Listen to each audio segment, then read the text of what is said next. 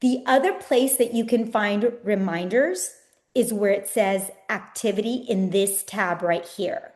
So I'm going to click activity in this tab. And as you can see, it says call client tomorrow. And then you can click on May's May and it'll take you right back to her page. And then you know to give her a call. Again, I'm just going to go over really quick on this healthcare tab. Now, you can actually add it manually, or you can have it, or it can be refreshed by sending that needs assessment to your client so they can finish it and it will populate here. So there's two ways to do it: add it manually, or your agent can do it through the needs assessment. This Medicare tab here, it would just show you that if they already have a Medicare plan and what they're on. I'm going to jump from quote enroll to client support because I think this one is actually really important, because this is something that Spark does to give you time back. This client support is there, and you have, every agent has 50 free tickets a year. And most people do not utilize this, but this is client support that Spark provides. Spark does the work for you, and they do speak English and Spanish.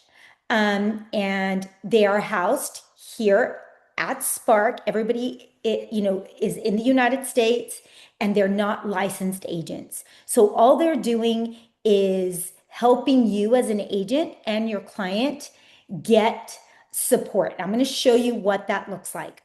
I like to go, and I like to show you all to go through the actual client. So if you're in Maisie's contact page, hit client support here, and then you would add a request where it says client support, add a request. So you would add that request here, and you would say, okay, so this is Maisie May, she's the beneficiary. This is the email address. It would probably populate her phone number if the phone number was already in her contact page. And then you would press continue.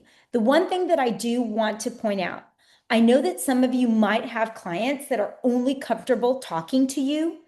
If that is the case and you don't want Spark speaking to your clients, you can always choose Spark to speak to you.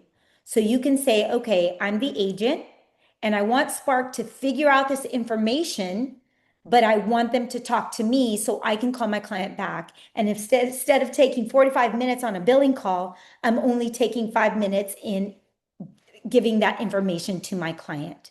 So that is just information that you get to choose on how you want to do it. But if you want Spark to speak to your client and you're comfortable with that, and your client is comfortable with that, I would pick beneficiary here, and Spark will contact your client. You would press continue here, select what you want help with. I'm going to say, okay, I want help with provider search. You want Spark to help your client find a provider that is within their plan. I'm going to say not related to a specific policy here, but just press continue. You would put any specific issues that are going on here and any additional details that you might need. Here, let me see.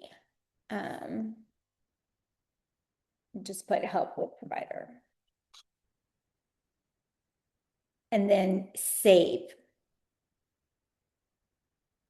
Now, again, if you go back here, this gives you a little more provider search. You would get more information on what that support is going to look like, okay? That took me to this particular page. But if I want to look at just all of my support tickets, I'm going to go back to this little tab right here, support, and you can see I'm looking for a provider search for Maze. It's still open. It was created today, and it'll give you any updates. Spark will give you any updates. And as you can see at the bottom, if it has been resolved, it'll tell you it's been resolved. So you have access into all of your tickets, what's going on, where Spark is in the process. You can also look at, if I'm going to go back into contacts, and I'm going to go back into Maisie May right here. You're going to see that under contact history, it'll show that you created a support request as well. So help with provider. So all that information, again, anytime that you are contacting or doing something for your client through the platform, it's going to show up in that contact history area. So I'm going to move on to quote and enroll. I am not going to go into actual Sunfire. I'm going to show you where you can get some Sunfire training if you need that Sunfire training, but I am going to show you how to launch it from an actual contact. So when you are in quote and enroll, this one says no Spark SOA. So I'm going to go and look for, or I'm going to send this client an SOA. So sign SOA right here.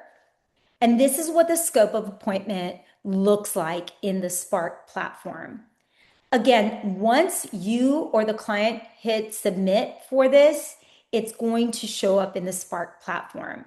So here you can choose SOA language if you want it in English or in Spanish, depending on what you want it as it goes out, and then what products you want to discuss with your client. If it's sign in person, that's all you would do is if it's doing it in person or sign in advance.